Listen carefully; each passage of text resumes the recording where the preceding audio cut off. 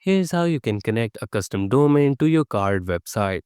If you want to connect a custom domain of yours to your website on card.co, this is how you can do it. For that, first of all, you need to go on to card.co by searching it on your Google browser, or it can be any browser that you're using. Click on Try Card Now if you're joining the first time. If you have a website, you can go straight on it. If you don't have one, just create one like this. On this page, you can select the blank page if you want to create a website from scratch.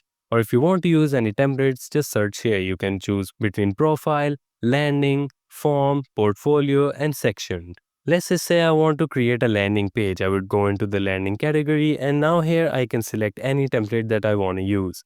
Keep it in mind, some of these are from the premium version of Card. Now that I've selected the template I want to use, these are all the useful instructions. From the above menu, I can add elements, undo my previous action, redo my next action. I can preview animation, switch to the mobile view, publish the site, or I can go into more actions. Also, in order to edit your website, you can click on an element to bring up its properties, or just drag and drop the elements to arrange them. Now that was the way you can edit your site. Here we want to add a custom domain on it.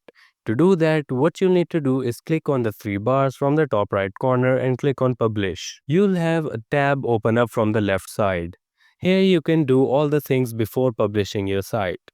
You can add in your account, title, description if you want, but we'll need to go into the Action tab. Here, as you can see, you can publish your website with the card.co URL, save as a template, save as an online draft, or of course publish to a custom domain. You'll need to check that and add in your custom domain. But as you can see that this option is only available in the paid version of card.co, so you'll need to buy a paid version of it in order to do this.